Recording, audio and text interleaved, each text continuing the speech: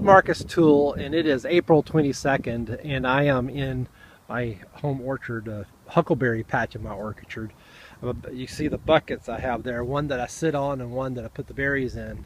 I'm about to pick huckleberries.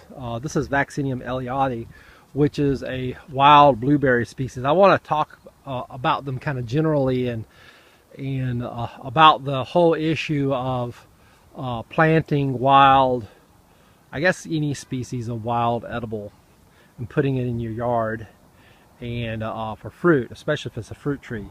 One of the things about huckleberries is that, and this is true of a lot of berries, wild berries, is that unlike commercial blueberries are selectively bred for all the berries to ripen all at once, whereas and that's to allow for more economical picking. I mean, if you're a farmer and you're going to pick a big field of blueberries, it'd be awfully nice to be able to do it mechanically and to pick all the berries all at once rather than having to go over the field 20 times over the course of 2 months, spending gas and fuel and stuff with the berries. Wild berries do not have that kind of pressure. There's no selectivity necessarily for them all to ripen at once.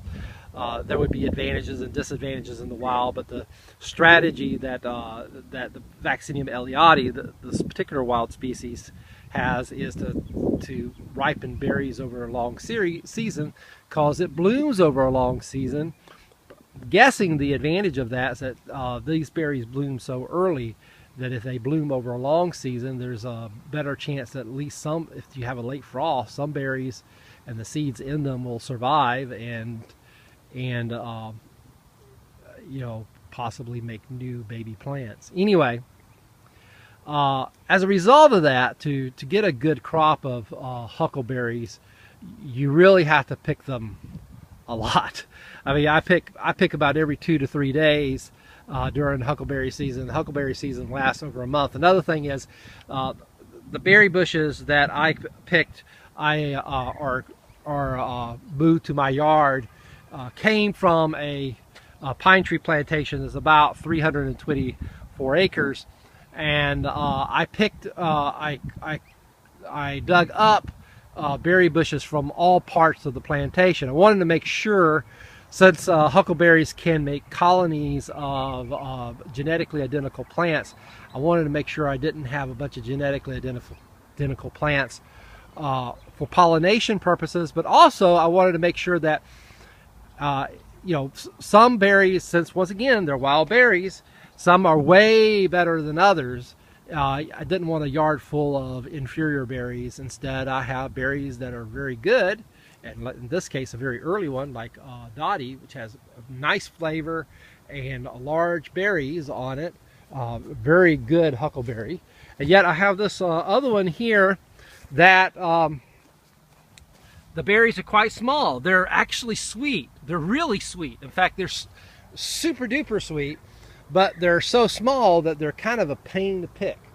And then you got other berry bushes like this one over here, which came from somewhere else on the plantation, which has really nice big berries, but you know, the flavor's okay, but the flavor's not nearly as good as a Dottie, and it's actually kind of both tart and not as flavorful as some of the others.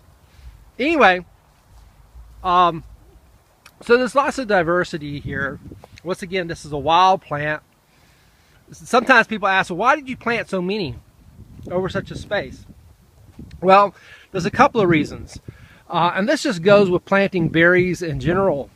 And that is, I get lots of birds in my yard, and if I have lots of berry bushes producing lots of berries, then there's enough berries for both me and the birds. And if I just have 1 or 2 blueberry bushes or huckleberry bushes, there's so many birds in Statesboro that I wouldn't get hardly any berries at all, because the birds would always beat me to them. So it really is, that's one of the main reasons. One of the nice things about huckleberries is actually they do about as good in the shade as they do in the sun.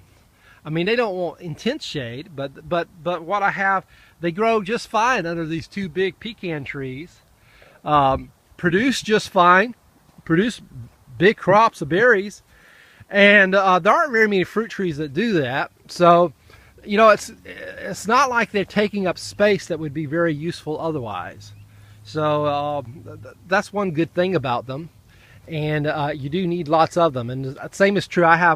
I probably have about 70 or so huckleberry bushes and about 60 or so blueberry bushes. So, and that's just to overwhelm the birds so that I get enough berries to make jam and jellies, all the jam and jellies and other things that I want to make from them.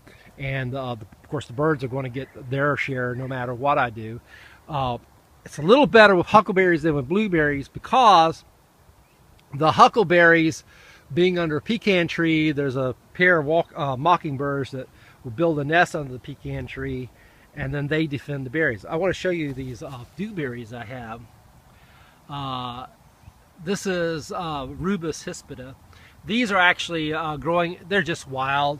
I'm not really trying to cultivate them, although I don't try real hard to remove them when they do come in the little corners in my garden, because they do make very good berries, and I consider that sort of a wild fruit that's kind of welcome to visit.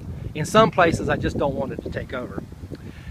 Anyway, and so yeah, cool. I mean, that's actually a great wild berry. It's another example of a wild berry that's in my yard. Anyway, just talk kind of randomly about some of the issues that go in to cultivating wild berries as a fruit crop. Talk to you later. God bless.